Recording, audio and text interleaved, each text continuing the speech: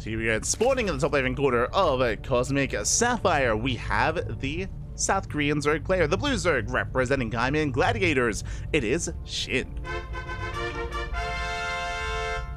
And spawning in the bottom right-hand corner, we have the Ukrainian Protoss player, the Red Protoss, representing CSO Esports. It is Rostok.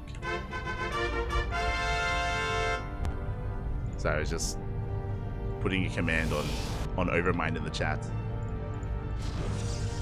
Shaking my head. But if you're in the chats, happy. Get your gamma going. Predictions are now open. Place your bets on who you think will claim the series, on who you think will advance on into the next round. Is it going to be our Zerg player or our Protoss? Will it be SHIN or Rostok? Best of luck. Up to you to decide. Best of luck. As we are loading into another one of these older maps. Just to reiterate what we mentioned earlier, this tournament has the standard map pool. Don't get me wrong, you know, it has maps like Post-Youth, like Amphion, like Crimson Court, but it also has extra maps as well. OSC events feature an extended map pool. Earlier today, we casted Eternal Empire. We casted Eternal Empire in Game 1 of EBA versus Moja, and it was a lot of fun. It was crazy, it was exciting. Here in Game 1 between SHIN and Rostok, we have Cosmic Sapphire. This is a map that was around, I would say, was it the same map pool as Romanticide, or was it the map pool afterwards? I want to say like 2021, maybe 2022. It's a little bit of a more modern map compared to Eternal Empire, but it's still been a couple of years. So it's been a while since Cosmic Sapphire has been around. And again, when it comes to the maps being chosen and the extra maps being added to the map pool, they are voted on by the players. By the players that are competing in these events, they do kind of vote, and then they kind of pick and choose which maps to add to the map pool. So it's a really fun way, it's a really cool way to for the player base to agree upon extra maps and to keep the map pool a little bit more fresher here for these OSC events. Let us go. I believe the maps that were added this season were Eternal Empire, Cosmic Sapphire, and what was the final map? Let me just double check. We have a list. Do I have a list? It was Eternal Empire, Cosmic Sapphire, and 2,000 atmospheres. Oh, I missed that map so much. 2K atmospheres. Let's go. Those were the 3 added. As we do have SHIN going for a hatch gas pool, standard opener into a third base, so everything looking normal from the side of SHIN. Likewise, Rostok back across the map going for a gate expand into Cybercore into a Stargate opener. Everything's looking normal for the time being. Everything is looking as it should.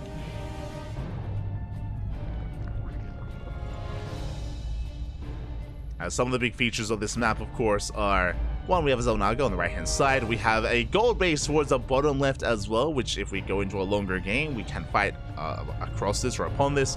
I have some PTSD on this map, not gonna lie. I'm pretty sure Cosmic Sapphire was around in the Skytoss meta, or like Void Range of Skytoss, and I remember many a game on this map where the map was cut in half, was split in half, and we were fighting over, you know, these fringe bases towards the north, towards the south as well. I recall a lot of Skytoss on Cosmic Sapphire. Oh no. Not like this. Just double checking, yeah, 2022 was this map pool. I recall a lot of split map is what I should emphasize. Split map scenario on Cosmic Sapphire. I mean, it's quite large. It's quite large. Rocks are being knocked down already. I think that's another interesting thing about the 3 maps that players had agreed upon to add to the map pool. All 3 of them are larger maps, like Eternal Empire, Cosmic Sapphire, and 2,000 Atmospheres. All 3 of them have something in common. They're all larger, they're all more wide open in the center as well. Yeah, they will have certain features that I would say are lacking in the current map pool that are more unique to older maps. So yeah, it's interesting. Interesting that that was a choice that was made. I mean, it makes sense in my mind. It does make sense. Are we getting new old maps? Hope yeah. No, Sean. That's some proper hopium, baby. Proper hopium. Sorry, I should say that doesn't sound like hopium. That sounds like copium.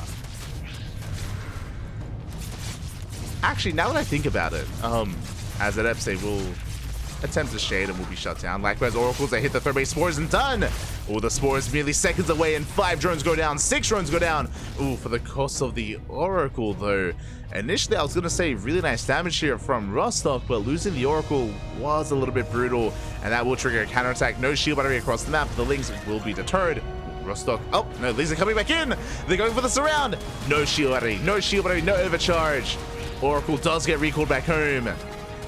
But we deny any kind of mining here at the third base. The punish is real. Oracle does come in, will zone the Lings away. Thankfully, the mineral line is safe and sound. Rostok does survive, does hold. What I was gonna say though is I'm not opposed to a dream pool right now, right? Like if you remember, for those of you that were around, when was the last dream pool? Was that 2021? It's been a couple of years. What the dream pool is like all-star maps from years gone by, like making return to the map pool. That was like at least the last dream pool, and especially because right now we're in the off season, right? It's like officially stated by ESL apparently, like we're in the off season. I feel like now would be the time for something like a dream pool. Like that would make sense, unironically. Like bringing back older maps from the past couple of years for like a hybrid map pool. It'd be fun while we get ready for the next season. Would be fun. As behind this, Rostok is going to be taking a fourth base on the way, working towards +2, working towards charge. Blink is done. Rostok is establishing himself here in the center of the map. Likewise, Shin was playing safe, did invest into roaches early on. Does have a decent roach force, but now is working towards the next step, working towards Hydras. +1 range on the way, Hydra production as well, soon to be a hive. Again, Shin just playing safe and taking up. And we'll have to trade here with the roaches. And so far, yeah, he has the concave, he has enough roaches, he should be able to force this back. Stasis Trap gets baited out as well. A nice movement from Shin. Does bait at the stasis with that one roach. Ooh, Stalkers are being focused down, and Rostok taking a lot of hits, taking a lot of losses. The gateway is denied, and Shin has controlled the center of the map. Behind this, the Oracle will get into the mineral line, catching 2 drones, 3 drones even. And again, Shin has no real intention of pushing and counterattacking. This was just designed to defend until we had Hydras. The Hydras are up though. The Hydras have arrived. And can Shin try to make use of this army? There we go. Ravagers are on the way. Stalkers poking back in. But this time we have Hydras. This time there's so much more DPS in this army. Shin waiting for those reinforcements, waiting for the Ravagers. Ravagers do morph in. And now Shin can counterattack. Roach speed just finished. Hydra speed just now began. But Rostok, he cannot trade with this army. Not without Immortals, not without like Robotech. Whether it's Immortals, Disruptors, Colossus, we need something more than just purely gateway units. As Shin is gaining ground. And Rostok is in trouble. Immortal production has begun. Oh, the contamination! Oh my god! He's crazy! The Immortals, they're not coming! And Shin, he's going for the kill, going for the 4th base. Oh my god, you rarely see contamination nowadays. GG gets called! And Shin breaks the 4th and takes game number 1. Oh my god. Let's go. GG. I see Eva in the chat. If I play Shin, I'll play Protoss. Oh my god. Eva. Practice your Protoss, Bobby. Practice. But GG, Shin will take the first game. And now we're getting ready for game number 2. We'll see if Rostok can bounce back. See if we can bring it back here in that second game. As we're loading into site Delta. Again, Shin had a bit of just a safer start there, building up back at home. I mean, there was a Link counterattack which was able to at least trade well against some of the gateway units, but alas, Rostok did not have a shield battery back at home. Rostok also lost one of his oracles, so it did leave himself vulnerable to a run by. Or just did build up.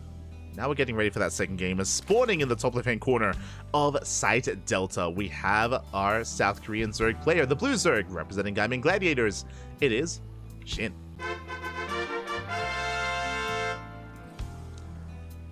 And spawning in the bottom right-hand corner, we have his opponents. We have the Red Protoss. Representing CSO Esports from the land of Ukraine, it is Rostok.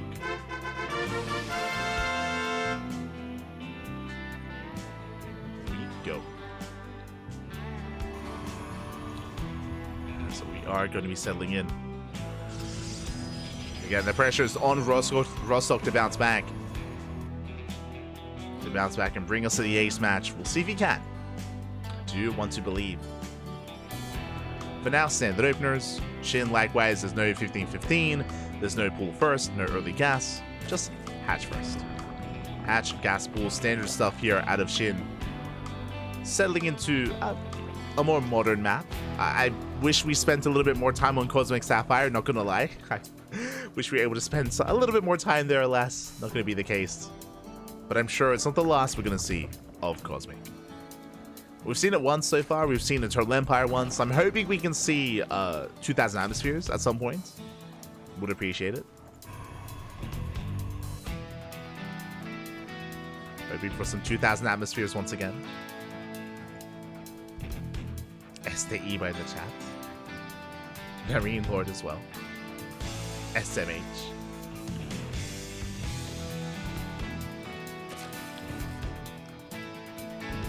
So from here we are going to be settling in. Lord Scout likewise as well.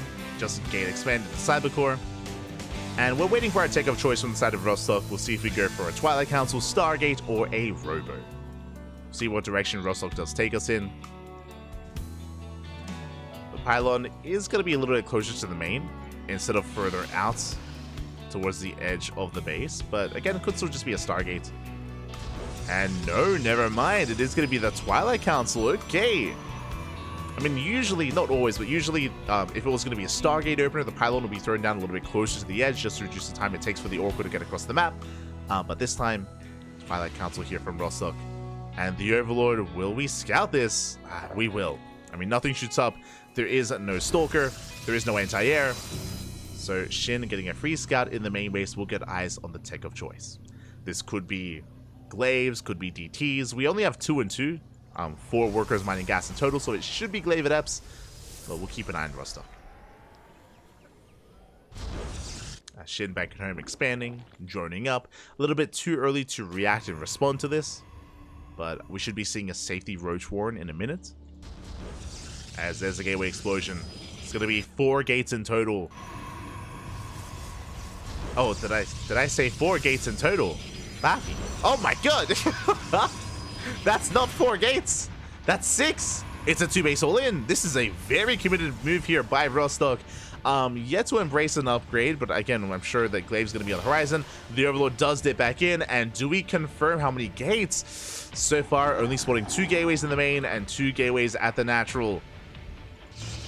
SHIN does not have complete information here.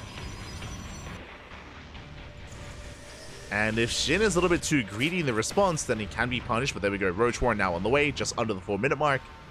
Safe Roach Warren timing. Lings are spreading out. And Rostok, the pressure is on. I mean, again, he's doubling down, he's throwing down extra gateways, so he has to get damage done with this. He needs to break SHIN on 2 bases. SHIN fanning out Lings, making sure there's no proxy. Make sure there's nothing crazy going on. Safety Spores on the way in case it's DTs or Glaives plus Dark Templar as well. SHIN playing it safe. Does take an extra gas geyser in the main, so he's on 2 gases, joining up to 38. And there we go, the Overlord does go back in. He confirms 4 gateways in the main. 6 gates in total. SHIN is now where he's amassing Lings, amassing Roaches. Oh man, that is a lot of Adepts! Oh my god! The Adepts are moving out across the map. Spinecrawler on the way, again, makes sense. Just because of the sheer quantity of Adepts that are moving out. Spinecrawler for SHIN. Overlord does spot the army. Prism is on the way. And SHIN is just amassing more Lings. A Ravager as well. A couple of Ravagers even. Does meet up. Engaging the army ahead of time. Trying to force out an earlier shade. Meanwhile, Rostok going for the Ravagers. One of them gets low. Trading with the Roaches. None of the Roaches do fall. He commits! Oh my god, he commits to the Ravagers! Vials, they will connect. Oh my god. The Vials do connect. Roach Ravager will completely shut this down. Ay, ay, ay. One Ravager did survive. GG gets called, and SHIN will take the series 2-0. We'll advance on to the next round. GG. Oh, that was just a brutal shade. That was just a brutal fight. The Vials were insane. I mean, I appreciate Rostok. His goal there was to focus down the Ravagers and try to snowball from there, but I don't think he was really expecting that much to work with, that many Lings, that much of a surround. It was a brutal call to make, and did cost Rostok that game. GG. GG.